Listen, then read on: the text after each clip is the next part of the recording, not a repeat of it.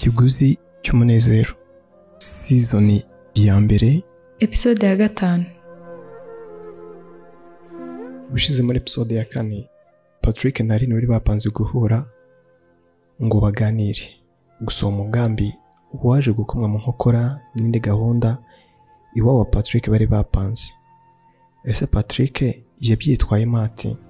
Reka dukurikire twumve. Patrick kwiyumvisha ukuntu ashobora kwica gahunda afitanye na Aline byakomeje kumubera ihurizo rikomeye. Mama yari yamubwiye gahunda y'umunsi harahita yigendera ku buryo Patrick atigeze abona umwanya wo kumusobanurira agaciro uwo munsi ufite kuri we. Hashize umwanya Patrick atari kwiyumvisha ko gahunda afitanye na Aline ishobora gupfa, nuko mama ahita azamuhereza amafaranga arangije aramubwira ati: "Jya kugura fanta kandi uzane zimwe zo mu macupa manini. Ndavuga ririya rya mililitiro 500. Ubwo baraguye icyese. Nyabuneka mwana wanjye unyerutse twitegure kare, sibyo?" Patrick yitegereje ukuntu nyina yahaye uwo munsi agaciro, abona nta hantu yahera amubwira ko afite indi gahunda y'ingenzi ashaka kujyaho.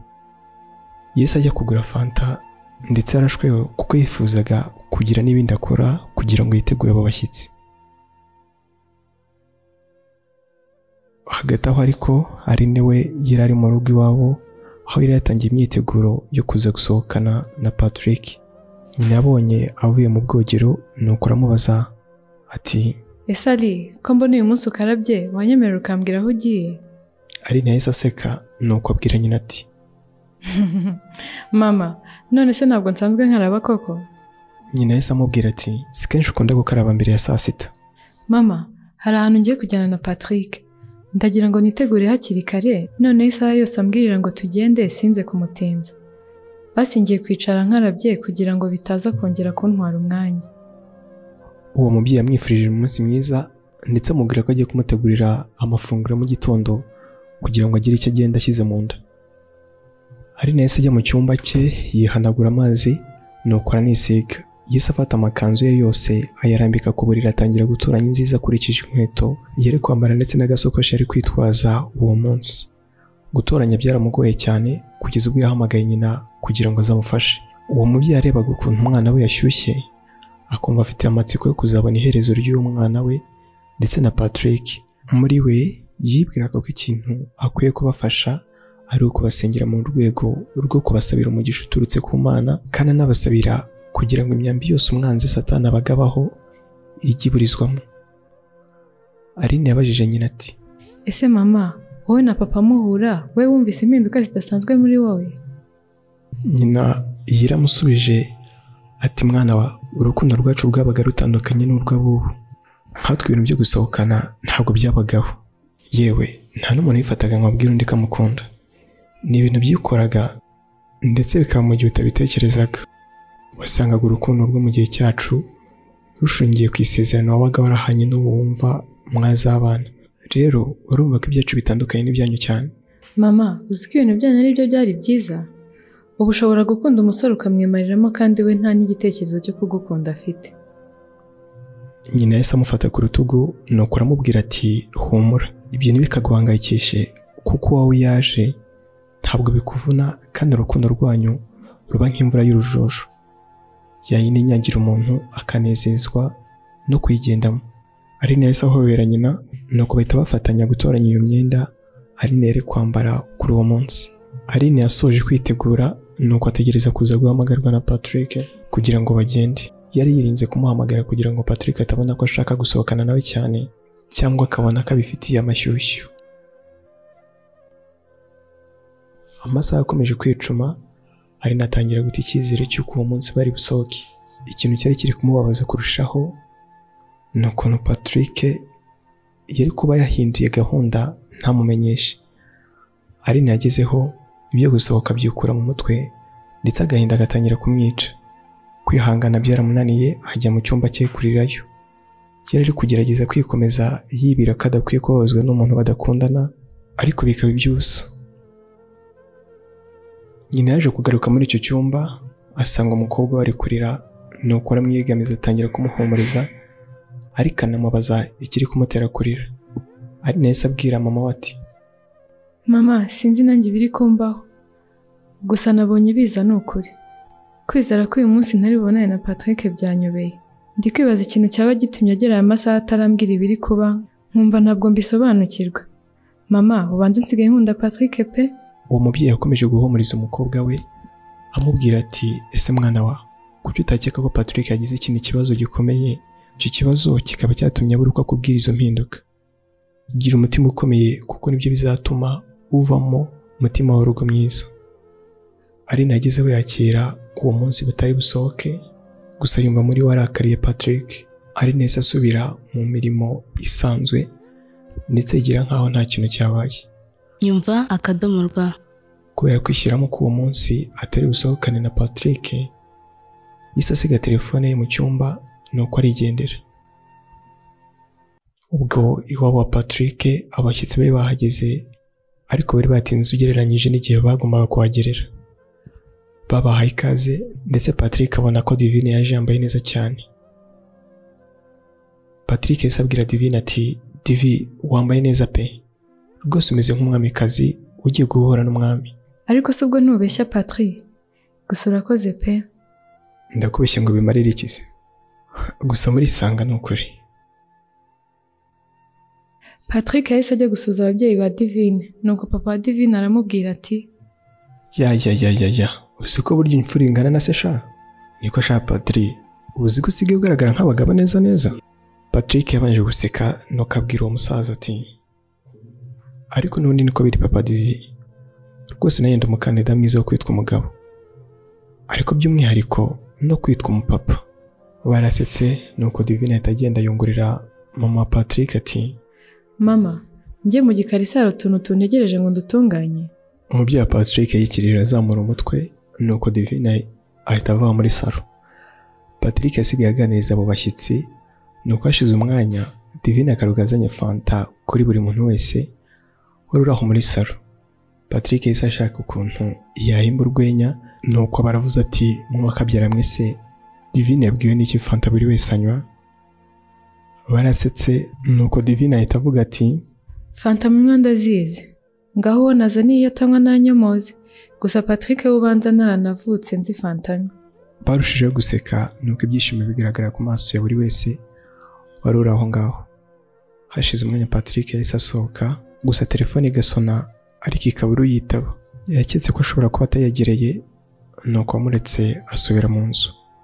Yise amwandikiye ubutumwa bugira buti ari ntabwo nzabona nahera nkwisaguraho n'ukuri. Uyu munsi mu rugo twagize abashyitsi b'ingenzi cyane, kandi n'igihe wagombaga kuba mpari mu cyimbo cya data. Ndaguhamagara mu kanya ngusobanurire, gusa umbabarire kubanisha gahunda. Yamaze kwandikira Aline ubwo butumwa, maze akomeza kuganira n'abashyitsi. Yanyuzagamo akongera agahamagara nimero ya Aline ariko ikabura umuntu yitaba. Patrick byatangiye kumuhangayikisha, atangira gukeka ko Aline yaba yamurakariye cyane. Amasaha yakomeje kwicuma busa nkaho buri kwira, maze bageraho bazimanira abashyitsi, ariko Patrick w'umutima ntabwo wari uhari. Buri kanya yasohokaga hanze kugira ngo ahamagare Aline, gusa akabura umwitaba. Yahitaga yohereza ubutumwa bugufi asaba Aline ko yamufata kuko nawe yari yahangayitse. Patrick yarongeye ahamagara Aline ibyo yitaga ko ari ibya nyuma. Agize amahirwe Aline ahita amwitaba. Patrick amusubizanya ubwira ati ari ntabwo wakumva ukuntu nahangayitse n'ukuri. Ese wagiye hehe? Ese ubwo wari wahangayitse kurusha umuntu wirirwanye icyizere umunsi wose yumva ko ari bujye kuri gahunda imaze igihe ipangwa bikarangira atanahamagawe? Ari no kuri mbabarira kandi nzica amande. Niba wabonye ubutumwa nakwandikiye, nagerageje kugusobanurira impamvu yatumye nkwicira gahunda.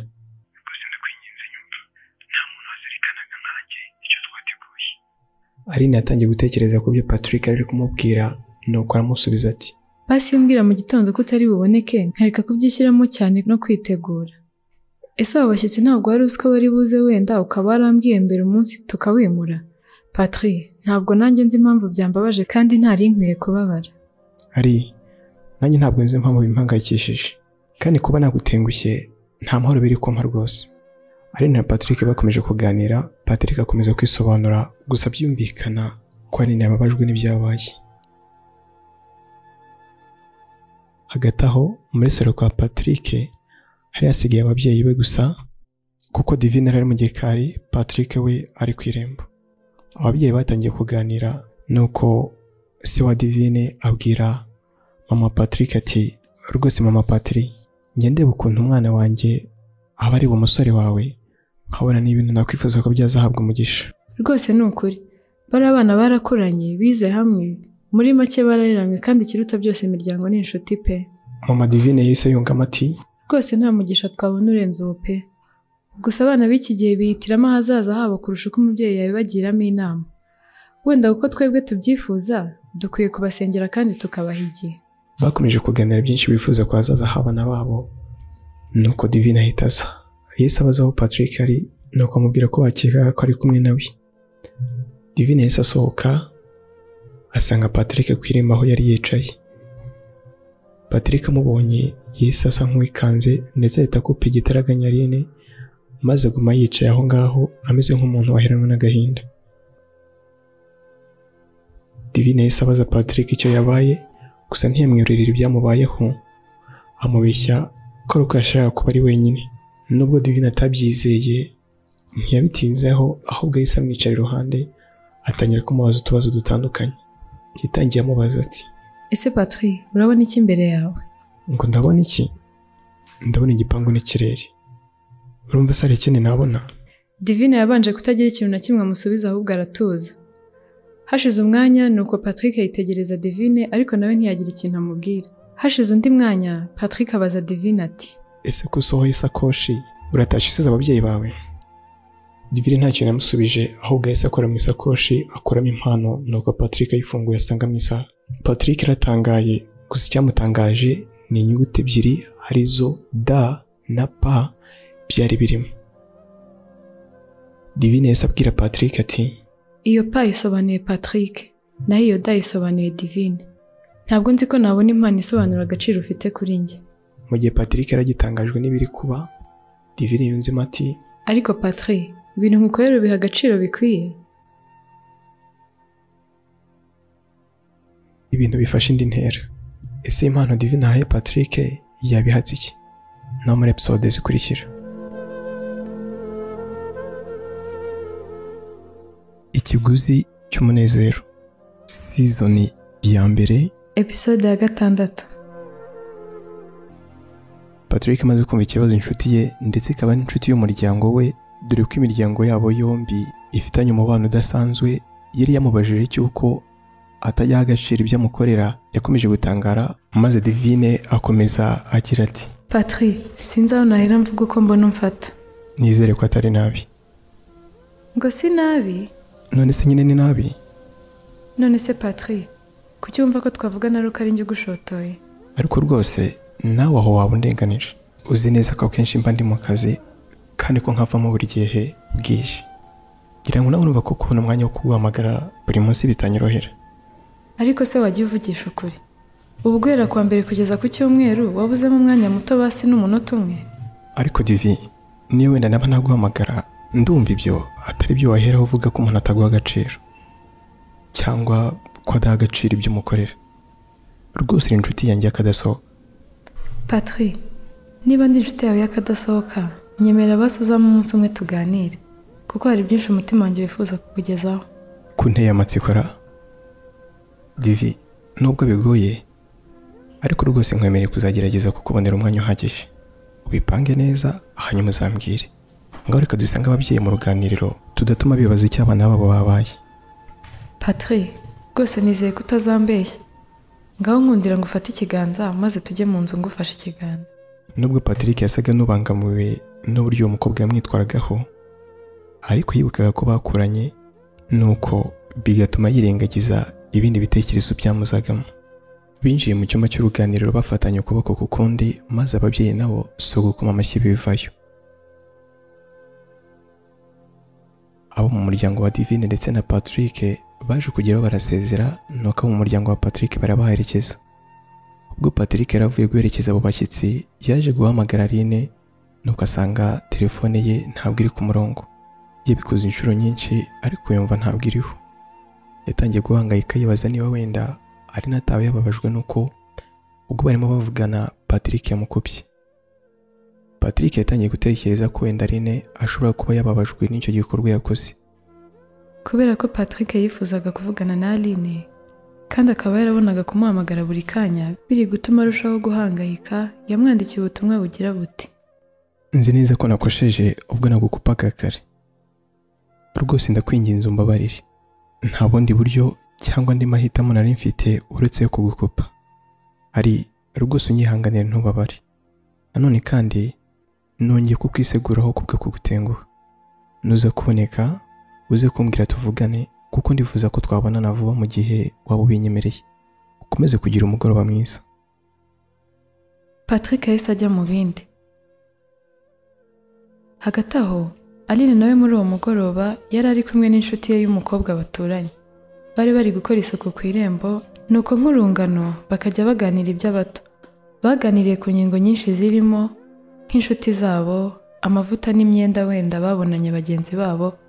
Ariko ya nshuti ya Aline yitwa Solange ntiyibagirwa kumubaza ku bijyanye n'abo badahuje igitsina. Yaramubajije ati: ese ko ntaheruka kukubonana na Damuru, ibyanyu byararangiye? Damuru? Ahubwo se ko harangira ibyatangiye, njye nigeze ngirana imishyikirano nawe? Damuru yari umusore wakundaga kuba ari kumwe na Aline, ku buryo rimwe na rimwe abantu bakekaga ko bakundana, ariko Aline yahoraga agerageza ibishoboka byose ngo bumvishe ko atari byo. Solange yakomeje agira ati: ubwo se urashaka kunjijisha? Erega najyaga mbabonana kenshi, kandi rwose nta n'ikintu kibirimo kuba inshuti n'umusore w'uburanga nk'uriya. Sola, rwose nta mubano wihariye nigeze ngirana n'uriya musore, kuko imico ye n'iyanjye ntabwo byahura. None se afite imico mibi? Icyakora nzi ko wenda yiyemera, kandi rega ibyo si ikosa.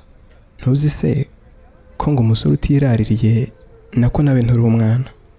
Sola, birashoboka ko umugani wo wumvishe ntusobanukirwe icyo ushatse kuvuga, ariko njye mba numva utaravugaga ko umusore agomba kwirarira kugira ngo arongore iyo nkumi, ko ahubwo wenda wabasabaga kwigirira icyizere. Naho ibijyanye no kwiyemera byo nta kamaro rwose byagira. None se ubucuditse nandera? Shase kuzi ko abahungu babuze urumva namukure. Ahubwo niba hari uzi uze kundangira nzajye kumwirehereza, kuko bo bantinye. Yewe bahora n'undi, ibaza ari nebuze umusore umutereta. Uzi ko nunamara gushaka bazakomeza kukwirukaho? Erega abasore bobo hafi ya bose babishakira abakobwa b'ibituko nkawe.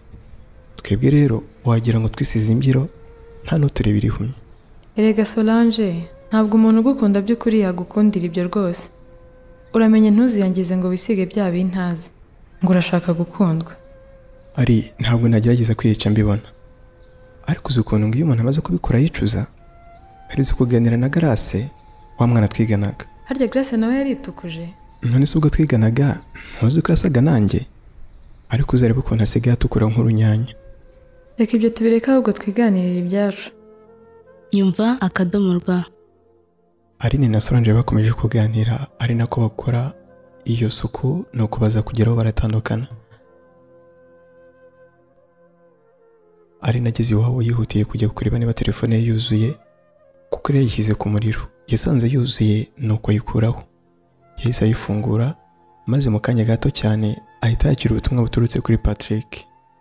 Bwaragiraga buti: nzi neza ko nakosheje ubwo nagukupaga kare, rwose ndakwinginze umbabarire, nta bundi buryo cyangwa andi mahitamo nari mfite uretse yo kugukupa.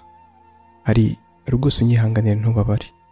Nanone kandi nongeye kukwiseguraho kubwo kugutenguha. Nuza kuboneka uze kumbwira tuvugane, kuko ndifuza ko twabonana vuba mu gihe waba ubinyemereye. Ukomeze kugira umugoroba mwiza. Aline yahise yitsa umutima nuko ahamagara Patrick.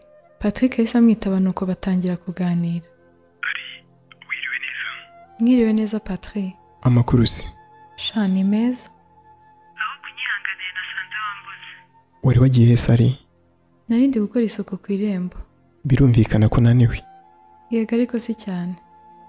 Ariko ari uzi ko mama ufite imico nk'iy'abakobwa ba kera? Iyihe se ubwo? Kubaha, kurangwa n'isuku, haba ku mubiri cyangwa ku myambaro, ndetse n'aho utuye, n'ibindi byinshi umutima wanjye ubitse. None se kurangwa n'isuku ni iby'abakobwa ba kera koko Patrick? Ari rwose aho ntuye, aho ngenda cyangwa aho nkorera hose mbana n'abakobwa, ariko bamwe na bamwe usanga ikijyanye n'isuku bagifata nka ntibindeba. njya ntungurwa no kubona umukobwa yamanitse ukuboko muri za modoka tugendamo ukabona ubucakwaha burenda kureshya n'amaboko ye. None se niba umuntu atibuka gukorera isuku umubiri we yakwibuka kuwukorera imbuga y'iwabo? ariko si bose Patri, wenda ngo nuko bamwe agatukisha bose. Ndabizi ko atari bose, ariko rero abakobwa b'ubu hafi ya bose by'umwihariko abo mu mijyi usanga ikintu cyitwa isuku y'aho baba igirirwa ku mashyi. Kugira ngo uzabone umukobwa ufata umweyo n'isuka ngo agiye gukubura ku irembo byagusaba kuzenguruka imijyi hafi ya yose yo mu Rwanda. Erega wibuke ko abo mu mijyi akenshi baba bafite abakozi babibakorera. Ngo abakozi abo rero nibo bagiye gutuma umuco usibangana. Baragize ngo babuze abagabo. None se ko kera njya numva ngo ahari umukobwa wahabwirwaga n'umuharuro wajyaga iwabo kubera ko waba gukubuye neza kandi uharuye, uba hari umukobwa wabwirwa n'iki? Ubu se biracyari ngombwa ko akubura kugira ngo bamenye ko ahari? Imbuga nkoranyambaga se ntizabikemuye? Nuko rata, harya ngo nizo zabaye umuranga? Reka ndi kukumarira amafaranga nkubwira icyo nagushakiraga. Nguteze yombi. Ari uyu munsi rero nishe gahunda twe twahanye. Nuko wowe witegura nyine amande nzaguca. Rwose ndayemeye ari. None se ubundi ko utambwiye uko byakugendekeye? Kare wari utangiye kumbwira ubu uragiye. Harya sinakunyuriyemo muri make uko byangendekeye? Ntiwumva se nyine ko ari muri make? Nyine bimbwire birambuye numva impamvu yatumye intengo. Ubu se avoka nari kuguha nk'impano ndayishyirahe. Ese wari wanantegure n'impano shenge? Yewe ndumva koko nahombye pe. Nta kibazo basuze kuyirya. Nuyirya uraba uyimpaye rwose. Umva ukuntu ushukana. Ngaho mbwira uko byakugendekeye. Patrick yasobanuriye umwana w'umukobwa uko byamugendekeye ariko yongera kumwisaguraho. Nanone kandi Patrick yasabye uwo mwari ko yamwemerera maze bakazabonana ku munsi wari gukurikiraho. Aline nawe yamubwiye ko aze gusaba uruhushya ababyeyi ko ariko yizeye ko baza kurumuha bataza kurumwima maze banzura ko bazabonana ku munsi wari gukurikiraho. Uwo munsi waje kugera maze buri wese abyuka yandikira mugenzi we ngo amubaze uko yaramutse, ariko kandi Patrick we ahita abaza Aline niba ababyeyi bamwemereye urwo ruhushya. Aline amubwiye ko barumuhaye, nuko bishimisha cyane Patrick ndetse bahita bavugana aho bari guhurira. Imyiteguro kuri bose yari yose, maze ubwo Aline yari agiye kuva iwabo, umubyeyi we amuha envelope yari irimo imbuto ngo azimushyirire Patrick. Dore ko urwo rugo rwari rufite ibiti byinshi by'amoko atandukanye yazo ndetse amusaba ko yaza kumumutahiriza. Ibyo byatangaga ishusho y'uburyo Patrick afashwe muri uwo muryango. Nyumva akadomo rwa. Aline na Patrick baje guhura urukumbuzi kuri bomba ari rwose. Barahoberanye ndetse bamarana umwanya utari muto. Buri wese ari gutekereza kuri mugenzi we bahoberanye. Baje kwicara nuko batangira kuganira. Aline aboneraho gutanga ubutumwa yari yahawe n'umubyeyi we. Patrick yishimiye iyo mpano yaragenewe n'umubyeyi wa Aline. Nyuma yo kuganira byinshi byamvahe na njya he, Patrick yaje kubwira Aline ati, iyo byakunda ko nsaba Imana ikintu kimwe aka kanya. Wahita uyisaba iki? Nayisaba ko yahita ifatanya ahantu turi maze tukamera nk'abari mu isi yacu. Icyo gihe twaba duhindutse nka Adamu na Eva. Hanyuma ugahita uba iruhande rwanjye iteka. Ukabana na mushiki wawe iteka rero? Ubwo se urumva n'ubundi iyo si yacu yamara igihe kingana iki? N'ubundi twazageraho tugasaza hanyuma isi yacu ikarangirana natwe. Ese ari ndamutse ngusabye nk'umunota umwe wawumpa? Niyo wansaba isaha nayiguha Patrick. Ari jye nawe tumaze igihe kitari kinini tumenyanye. Umunsi duhura bwa mbere sinari nigeze ntekereza ko nza guhura nawe. Byabaye mu buryo butunguranye. Tumaze kumenyana nagiye mbona kandi numva imivugire n'imyitwarire yawe. Ari ntabwo nabona uko nkubwira. Umutima wanjye, ibitekerezo byanjye ndetse nanjye wese turifuza kukubwira ko tugukunda. Patrick, umutima wawe, ibitekerezo byawe ndetse nawe ubwawe bimbwirire ko nanjye naje gusanga muri amahitamo yanjye. Nta n'umwe nabarutisha kuko ari mwe mutuma ngira ibyishimo. Babwira uti mwakunze ubakunda kandi uzahora ubakunda. Ongera ubambwirire uti ndabakunda. Ese ari naba numvise neza? Ibyo wumvise byose ni njye ubikubwiye Patrick. Ari naragukunze, ndagukunda kandi nzahora ngukunda. Patrick, uko umeze niko njye meze uko by'inshuro nyinshi. nagukundiye imico myiza ugira, ubugwaneza bukuranga, urugwiro n'urukundo rwa kimuntu wifitemo. ari sinabona uko nkuvuga kuko umutima wanjye ari ushobora kukubwira uko ugufata. Gusa wumve ngo ndagukunda kandi nagukundiye imico myiza, nkukundira ikinyabupfura, uburanga, intambuko ndetse n'iseko yawe izira imbereka. Ndamutse ntakugize umugore sinazigira nitwa umugabo. Patrick, urakoze kungirira icyo cyizere, kandi nanjye nshimishijwe no gukundana n'umusore umeze nkawe. Patrick na Aline bakomeje kuganira bishimanye, gusa Patrick yagiraga ukabona ari gutekereza cyane, aho yari afitiye amatsiko icyo Divine yari kuzamubwira kuko ari bemeranyije ko azamushakira umwanya uhagije bakaganira. Ibintu ko bikomeje gukomerera Patrick kubera ihurizo ry'abakobwa babiri, azabigenza ate? Naho ubutaha. Ikiguzi cy'umunezero, season ya mbere, Episode ya 7. Ubwo Aline na Patrick baje kugera aho baratandukana, buri wese ajya iwabo, gusa bombi bumvaga bakwigumanira. Patrick ageze iwabo yasanze nyina ari gushyashyana akora uturimo twa nimugoroba, nuko nawe akuramo ishati n'inkweto yari yambaye maze aza kumufasha gutegura amafunguro ya nimugoroba. Nyina yamubajije aho yari yagiye, undi nawe abanza kumubwira ko yari yagiye ku kazi. Nyina ariko yari asanzwe azi isaha akazi ka Patrick karangiriraho. Rero yamubajije aho yari yaciye, nuko undi nawe abona gukomeza kumuhisha ntacyo bimaze, niko kujya mu nzu ahita asohokana ya envelope yari irimo imbuto yari yahawe nk'impano iturutse ku mubyeyi wa Aline.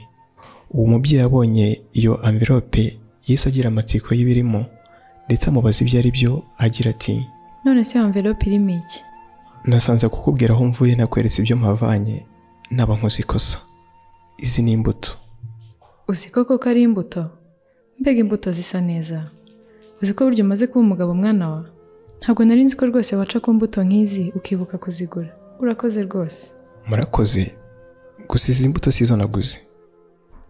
None se uzikuye? Cyangwa ni wa mukazana wanjye waziguhaye? Ariko uriya mwana w'umukobwa azi kwita ku nshuti ye bahu. Mama, rwose niba ukeka ko nazihawe na Divine, ibyo siko bimeze. Izi mbuto nazoherejwe n'umubyeyi w'inshuti yanjye. Umubyeyi w'inshuti yawe? Inshuti yawe yahe? Ubwo se umubyeyi watinyutse kuguha impano igizwe n'imbuto n'uwahe? Mama, ndabona mutenye kumbwira nabi, reka icyo kiganiro tukihorere.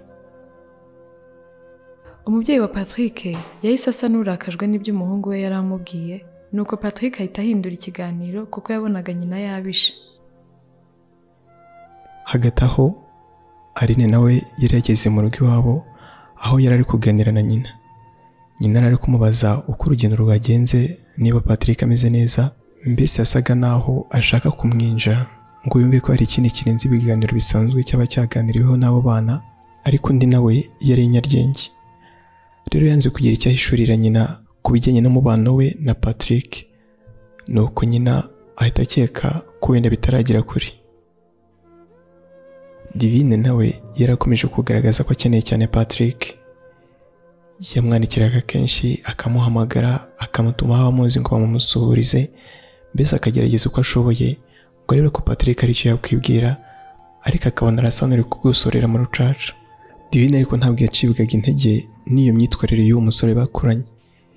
Yaje kumuhamagara mu masaha y'umugoroba. Yamuhamagaye bwa mbere, Patrick arabibona ariko ntiyamwitaho. Nuko Divine yongera kumuhamagara, Patrick aramwitaba. Divine yahise amubwira ati, Patrick, amakuru. Amakuru meza Divi, wowe se biti? Ubwo se ugeze amatsiko yo kumenya uko meze kuko ngo uhamagaye? Ko numva warakaye se biti? Sinarakaye, hari n'imvugo y'ababi. None se ko numva uri kuvuga usa n'ufite icyo uhamura biti? Patrick, Rwose narakurakariye. Kubera iki se? None se kubera iki wari ubanje kwanga kunyitaho? Divi, rero rimwe na rimwe uzajya usabwa kwihangana mu gihe ikintu wifuza kitagenze nk'uko ubitekereza cyangwa ubishaka. Nanone mbere yo kubisha, jya ubanza umenye impamvu wenda icyo kintu kitagenze nk'uko wabyifuzaga. Ntuburakajwe nuko wari umpamagaye sinkwitabe, nyamara ntuzi ibyo nari ndimo, ntuzi aho narindi, ahubwo ise wishyiramo ko nanze kukwitaba ku bushake. None se koko Divi, kunzi neza niki cyambuza kukwitaba mu gihe naba mfite umwanya? None se nyobeye kuri inshuti yanjye kandi ko tuba tugomba kuganira kugira ngo dusigasire ubwo bucuti.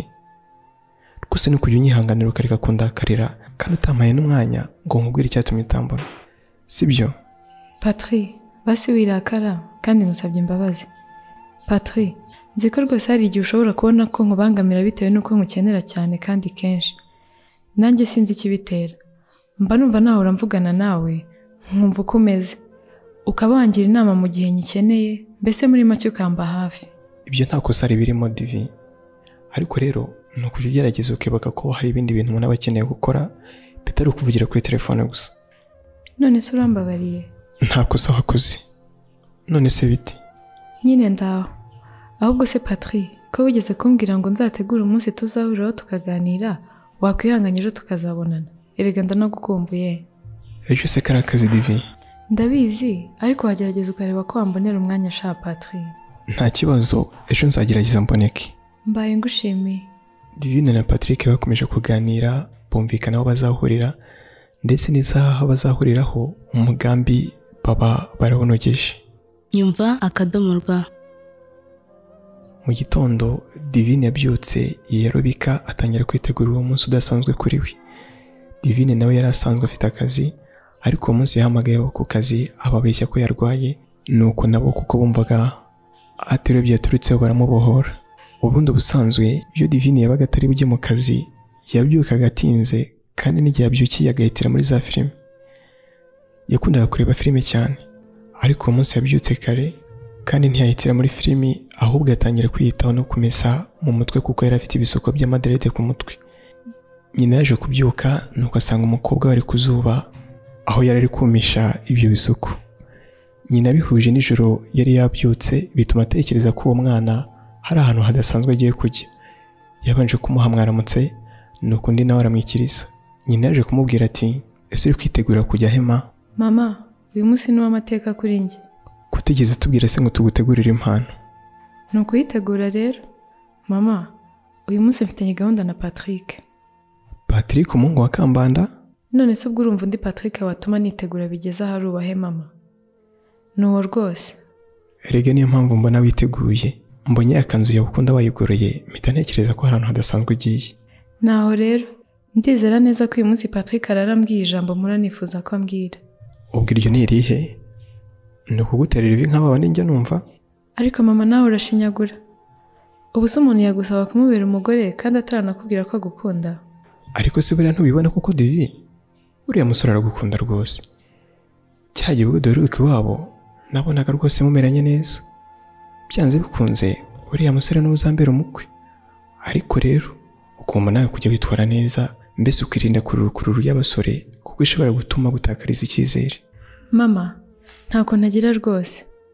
Mama, uriya musore ndamukunda cyane, ariko mbona badashaka ko ubucuti bwacu bwagera ku rundi rwego. Uramenye ntuzamutanga kumubwira ko umukunda. Uzagerageza uko ushoboye kose ubimwereke, ariko ntuzabe ari wowe ufata iya mbere ngo bimubwire.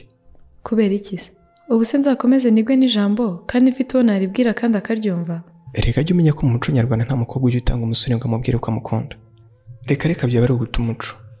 Umukobwa arategereza akageza igihe abwiriwe n'umusore ko amukunda, maze nawe akabona kumubwira ko amukunda. Ariko mama rwose, ibyo se ko byari bya kera abasore bakiri benshi, none ubu bakaba barabaye idolari, ubwo urumva umuntu yakomeza gutegereza ko azabwirwa n'umusore ko amukunda, ntazasazira iwabo? Umwana wanjye uramenye ntuzatatira umuco.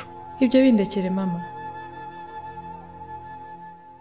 Amasaha yakomeje kwicuma, maze igihe Divine na Patrick bari bavuganiyeho ko baza guhurira nacyo kiragera.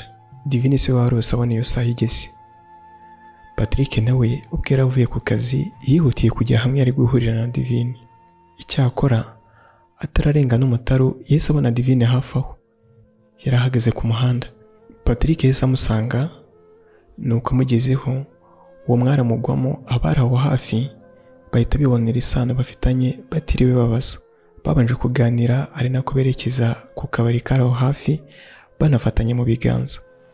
Divine yaje kubwira Patrick ati, Patrick, mbanje kugushimira kubw'umwanya wangeneye. Uzi ukuntu numva nishimye? Ntabwo nakuburira umwanya rega, ahubwo nuko bari akazi kaba katumye tuburana naho wundi uri w'agaciro kuri njye. Ndabizi ko uruharanira iterambere. None se Patrick, bite? hari igihe mbona nkabije kukwitaho.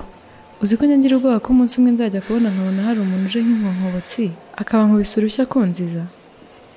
ubwo si umunyamahane yabavuye. Ariko di uzi ko nibagiwe kukubwira akantu. Ngaho se shaka mbwire Patri. Oya, ahubwo banza wombwira icyo wanshakiraga, hanyuma ako kantu kandi turaza kukikuza. Nta kibazo, reka nkakubwire. Patri, nakoze mbona turi inshuti. Kuva kera twari inshuti. Dushobora kuba tumaze imyaka irenga 10 turi inshuti. Jewe rero ubwo bucuti bwaje gukura none bwahindutse ikindi kintu. Ubwo icyo ni iki? Patri, sigaye numva umutima wanjye ugushaka cyane kandi ndanagukumbura pe. Ntekereza ko nagukunze. Nako ndagukunda Patri. Patrick yahise asa n'ubuze icyo avuga kubera ko yumvaga bigiye kumusaba kubabaza inshuti ye yo mu bwana. Yibuze icyo avuga, atangira avuga ati urakoze Divi. Ariko mbere yuko agira ikindi arenzaho, Divine ahita yitanguranwa aramubwira ati none se Patri, wemeye kumbera umukunzi? Mbese nawe urankunda? Divi, mukanya nakubwiye ko ari akantu nza kukubwira. Ndagategereje kandi nizeye ko kari buhumurize umutima wanjye. Ejo turi kuvugana nagusabye kujya wihanganira ikintu cyose kitagenze nk'uko wabyifuzaga. Ubwo se ushatse kuvuga iki? Ko numva umutima wanjye utangiye kundya Patri. Divi, uri inshuti yanjye nubaha kandi y'agaciro kuri iki. Imiryango yacu twembi ifitanye ubucuti bugaragara. Icyakora ntabwo umutima wanjye ukubonamo nk'umuntu wawubera umukunzi. Niyo mpamvu ubu mfite umukunzi. Patri, ngwiki? Ngo ufite umukunzi? Patri, koko ngo ntabwo wambera umukunzi n'ukuntu nkukunda? Unyihanganire Divi, gusa ntabwo byakunda ko nkubera umukunzi kuko mfite uwo nkunda. Burya nkakwiziritse ku muhoro gasiga kawuciye. Divine Yuse aremera amahitamo y'umutima wa Patrick cyangwa arakomeza ahatirize? Reka dutegereze.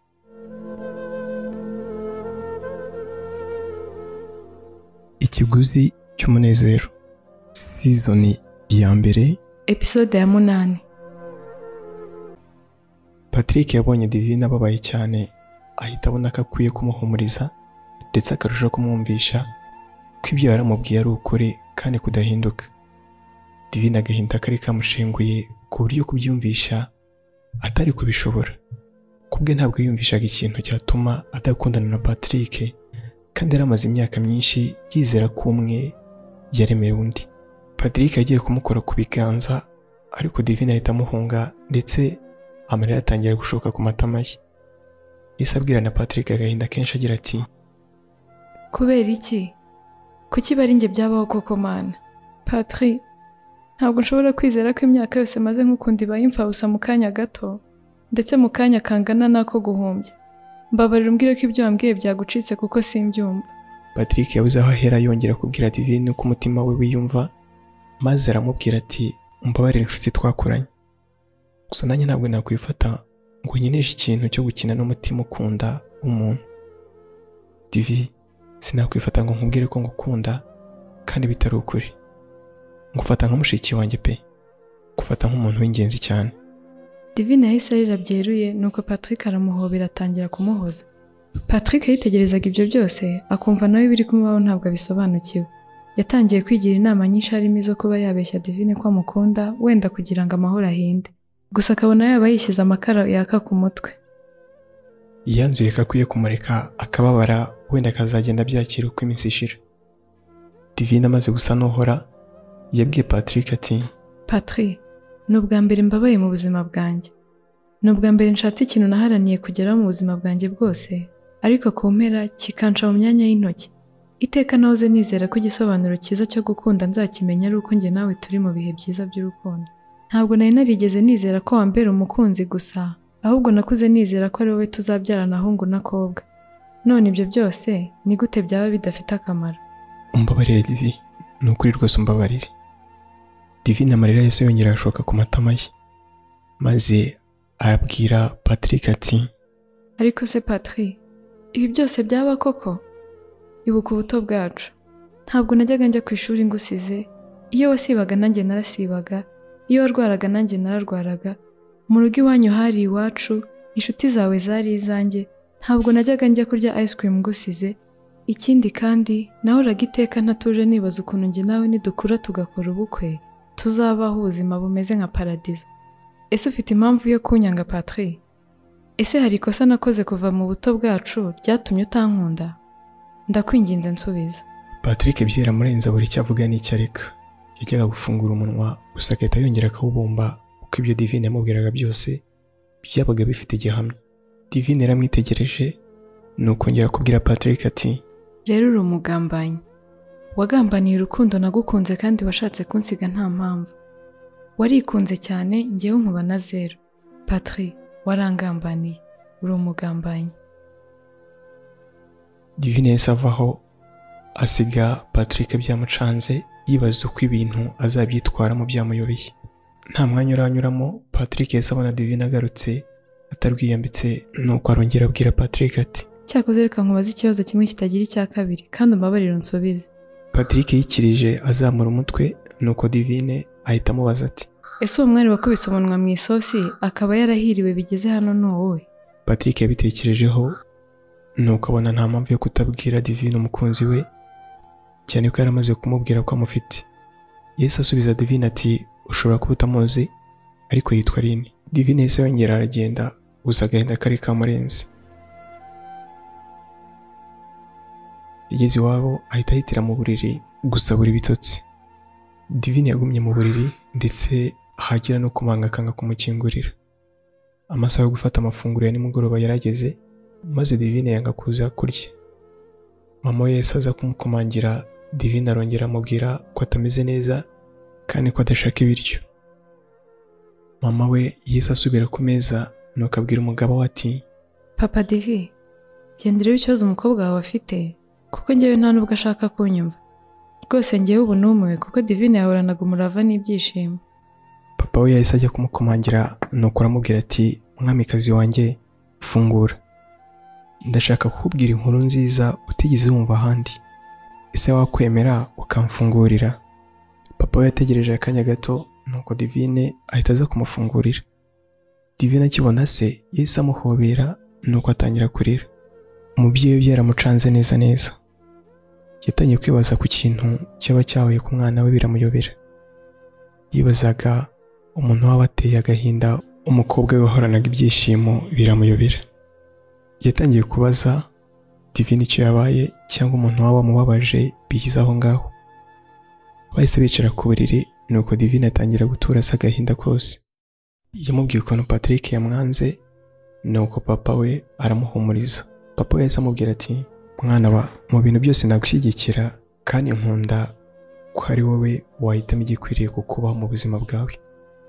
Ni ubutwari bukomeye wagize kuba wabwiye Patrick uko umutima wawe wiyumva kuko ibyo byaguhaye kuruhuka. Ikintu udakwiye gukora ni uguhatiriza. Ibyawe ntaho bijya. Rero na Patrick niba ari uwawe ntaho azajya. Hari agakuru k'umusore wari utwaye umukunzi we ku igare gusa uwo musore yari ari ku muvuduko uri hejuru. Umukobwa yagize ubwoba bwinshi nuko asaba umusore ko yahagarika igare. Umusore yabaye nk'uvuniye ibiti mu matwi nuko umukobwa akomeza kumwinginga amusaba ko yahagarika igare. Umusore yahise abaza uwo mukobwa niba amukunda bizira uburyarya nuko umukobwa yabwira umusore ati, ndagukunda cyane kandi urukundo ngukunda nta mupaka rufite. Ndagukunda. Umusore akimara kubyumva ntabwo yahagaritse igare ahubwo yarongeye abwira umukunzi we ati, ngaho niba unkunda fata iyi kasike nambaye maze uyikure ku mutwe noneho yambare. Umukobwa yarabikoze noneho umusore yongera gusaba umukunzi we ko yamufata mu nda kandi agafunga amaso ati, ibyo turimo si ukwishimisha. Ku munsi wakurikiyeho aho umukobwa yari ari kwa muganga yumvise inkuru mu binyamakuru ivuga ku mpanuka yari ibaye aho umusore yari yitabye Imana. Gusa umukobwa bari kumwe akarokoka kandi ko iperereza ry'icyateye iyo mpanuka ryagaragaje ko uwo musore yari atwaye igare ryacitse feri. Divine yamaze kumva iyo nkuru yose nuko abaza ati, none se iyo nkuru irashaka kunyigisha iki papa? nkwifurije umusore uzagukunda cyane kurusha uko yikunda. Uriya musore mbere yo gupfa basi yashakaga kumva ijambo ryiza riturutse mu kanwa k'umukunzi we ndetse yashatse kurinda umukunzi we kuko muri bo hagombaga kuzavamo uzahora yigisha urukundo rurimo ubwitange ku bantu bose. Mwana wa, sinyamangamira amahitamo yawe, gusa nkwifurije kuzabona umusore ugukunda kuri icyo kigero. Rero wasanga ari Patrick nubwo wenda yakubwiye kuriya, ntabwo ari iryo herezo ry'urukundo umukunda. Ngaho ngwino ujye ku meza. Uwo musore ni Patrick. Bahise bajya ku meza, nuko Divine atangira kurya ariko nta muntu n'umwe avugisha. Yamaze kurya agaruka mu cyumba. Byasaga nkaho inkuru umubyeyi we yamubwiye nta kintu yari yamwigishije, kuko n'ubundi bitamubujije kubabazwa n'ibyari byaranze uwo munsi. Divine yatangiye kugira amatsiko adasanzwe yo kumenya Aline uko avuga, uko asa, ndetse n'uko ateye ku buryo bimutwara umusore yakunze ubuzima bwe bwose. Iryo joro yarayatekereza bumukeraho. Yabyutse ahita ajya kwa Patrick, gusa kubw'amahirwe make asanga Patrick yagiye ku kazi. Mama Patrick yitegereje ukuntu Divine azindutse aza kureba Patrick, yitegereza ukuntu afite agahinda ku maso, nuko ahita amubaza ati, Divi, ufite ikihe kibazo kumona mu maso yawe harimo agahinda kenshi? Mama, bireke kuko ntangiye kumenya igisobanuro cya wa mugani uvuga ko agahinda k'inkoko kamenywa n'inkike yatoyemo. Mama Patrick yarumiwe, nuko aramubwira ati, ese Divi, waretse tukaganira? Hari ikintu nkeka ko ukwiye kumbwira. Oya, haracyari kare ahubwo ndagiye. Divine yahise ajya aho Patrick akorera, nuko abaza ahari bamubwira ko ari mu biro bye. Divine yahise yinjira mu biro bya Patrick igitaraganya. Patrick yatunguwe no kubona Divine amuzindukiye bigezaho, nuko Patrick ataragira icyo amubwira, Divine ahita amubwira ati, Ubifata nk'ibintu bidasanzwe, impamvu nifuje kuba hano iki gitondo nuko nifuje gusangira icyayi nawe. Ibyo biraba bimpagije. Patrick yahise asohoka ajya kuzana icyayi, nuko Divine ahita areba izina rya Aline muri telefone ya Patrick yarasize ku meza, dore ko yarazi password ya Patrick. Yamaze kubona nimero za Aline ahita yisohokera, noneho Patrick agarutse aramurubura yumva arumiwe. Ntiyabitinze ahubwo yahise yikomereza akazi ke. Divine yageze hanze ahita ahamagara Aline, nuko Aline ntiyatinda kumwitaba. Divine yahise amubaza niba ari Aline, nuko ndamubwira ko ari we, maze Divine ahita amusaba ko yamutega amatwi, nuko aramubwira ati, wa mukobwa ndagira ngo mubaze ibintu uri guha umukunzi wanjye. Ndabona nawe waje mu mubare w'abakobwa baba babeshywa n'abasore. Impamvu nkubwiye ibi si uko nkufuhiye, ahubwo nuko nkugiriye impuhwe ngo hato wirinde kuzababazwa. Patrick tumaze imyaka nanjye ntazi umubare dukundana. Niwe wandemewe kandi n'imiryango yacu irabizi ku buryo mu mezi make turakora ubukwe. Nk'ubu ko kuri kurwana n'iki cyatuma wifuza kunyangiriza ibyishimo? Kuko ntari umunyamagambo, ntabwo njyaho ngo ngutuke. Icyo nkusabye ni ugushishoza kuko twese tuba twifuza abami baduturisha neza mu bwami bwabo. Njye nitwa Divine, kandi nifuje kukubwira ibi nyuma yo kubibwira n'umukunzi wanjye. Divine yahise akupa, nuko ari nagira ngo ibyo yumvaga yabirotaga. Ntabwo yiyumvisha ukuntu Patrick yamubeshya akamugaragaza hagati bigezaho. Aline byaramubabaje ndetse atangira kwicuza impamvu yakunze Patrick. Aline ntabwo yahise ata icyizere cyose, ahubwo yategereje ko aza kumva icyo Patrick abivugaho nk'uko byari bisanzwe. Ku rundi ruhande, Patrick yaratashye nuko ageze mu rugo iwabo ajya mu cyumba cye, ahita ahamagara umukunzi we. Aline uwo munsi yamwitabye bitandukanye n'ibisanzwe, ku buryo Patrick yabonye ko hari ikibazo. Patrick yahise abaza Aline ati, ese hari ikibazo sheri? Ndumva hari ikintu kidasanzwe cyabaye. Umbabarire Patrick. Patrick yarumiwe. Yibajije impamvu umukunzi wamusabye imbabazi biramuyobera. Yahise abazanya amatsiko menshi Aline igitumye amusaba imbabazi atyo, nuko Aline amaze gutuza aramubwira ati, Umbabarire ko nabaye impumyi kugeza ubwo nivanze mu rukundo rwa babiri. Ntabwo nari nzi ko umukunzi wawe Divine namubereye ikibazo kugeza. Cyakoze nanjye ntabwo wari kundenganya kuko waje mu mutima wanjye umpisha ko ufite umukunzi w'ibihe byose. Divine twavuganye, none nanjye nabonye nkwiye kujya kure yawe hakiri kare, hato ntazica ibyishimo bya babiri. Aline yahise arira, nuko abwira Patrick ati, gusa ndagukunda Patrick, uri umugome, watumye nkukunda cyane kandi uzi neza ko bidashoboka. Unjye kure kandi nkwifurije kuzahirwa muri byose. Aline yahise akupa telefone ahita anayizimya. Patrick yabuze uko abigenza, amera nk'umusazi neza neza. Yese yongera ahamagara Aline, gusa asanga telefone irazimije. iby'isi n'amabanga pe. Divine se ko akomeje kudobya urukundo rw'abandi, amaherezo azaba yahe? Naho ubutaha. Icyo gice mumaze kumva cyanditswe na Eric Niyonzima, kinononsorwa na Dominique Kubwayo, yasomwe na Jessica Manzi Mugeni ndetse na Samuel Dushimimana. Amajwi yafashwe kanatunganywa na Izerimana Fiacre. Mwakoze kudutega amatwi. Nyumva akadomo rwa. Ntukicwe n'irungu.